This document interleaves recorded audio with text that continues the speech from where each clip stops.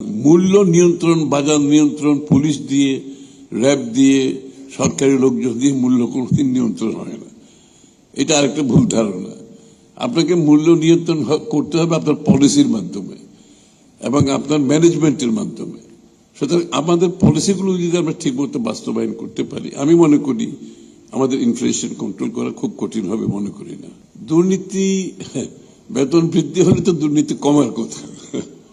এটা তো স্বাভাবিকভাবে মানুষের যখন অভাব থাকে তখন দুর্নীতির আশ্রয় নেওয়ার একটা প্রবণতা থাকে, এটা তো অস্বীকার করে লাভ নেই। তা আমরা আশা করছি তাদের দুর্নীতি ছাড়াও সরকারি কর্মকর্তারা বহুদিন ধরে, প্রায় 11 বছর ধরে তাদের কি বলে কোনো ইনক্রিমেন্ট, পে স্কেল গত 11 বছর বোধ হয়, তাই না? এরকম কিছু হবে। 11 বছর ধরে পে স্কেল হয় নাই, কিন্তু এদিকে তো ইনফ্লেশন, মূল্যস্ফীতি, কস্ট অফ লিভিং তো বেড়েছে। তাহলে সেই জায়গাটা তো আমাদেরকে অ্যাড্রেস করতেই হবে, তাই না? কারণ সরকারি কর্মচারী বলে তাদের কস্ট অফ লিভিং, তাদেরকে কষ্ট পেতে হবে।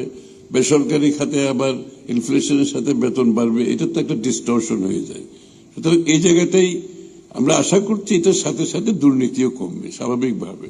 তাদের যখন আয় বাড়বে, তাদের যখন জীবনযাত্রার মান একটু উন্নত হবে, নিশ্চয়ই দুর্নীতি কমার কথা। সময়ের সাথে সাথে দেখা দেয় নিত্য নতুন প্রয়োজন। রেডি থাকতে হয় প্রতি মুহূর্ত। তাই এলো ইনোভার, যেন আপনি লাইফে থাকেন রেডি প্রতিদিন। Innova, designed for now. এখন বাজেট বক্তৃতায় তো কোন খাতে কত চাকরি হবে এটা বলা সম্ভব না। আমরা তো বিস্তারিত বলেছি, আইসিটি সেক্টরে কত হবে, ইন্ডাস্ট্রিতে কত হবে, এগ্রিকালচারে কত হবে, বিদেশে কত হবে, দেশে কত হবে, আত্মকর্মসংস্থান কত হবে, প্রত্যেকটি স্বাস্থ্য খাতে 1 লক্ষ লোক, মানে এগুলো তো অ্যাকচুয়ালি সবকিছু বলা হয়েছে। কিন্তু আমরা হয়তো এগুলোর বিপরীতে সংখ্যাগুলো বসাই দেয়। কিন্তু কোন কোন খাতে চাকরি হবে আমরা কিন্তু বিস্তারিতভাবে বাজেটে বলেছি, আমার বক্তব্যেও বলেছি। যতগুলো খাতে চাকরি হবে পরিষ্কার ভাবে বলা আছে। আপনি যদি তার বিপরীত বিষয়ে আমরা কোনো সংখ্যা দিয়ে নাই, কারণ সংখ্যা দেওয়া সম্ভব না, কারণ কোথাও বেশি হবে, কোথাও কম হবে।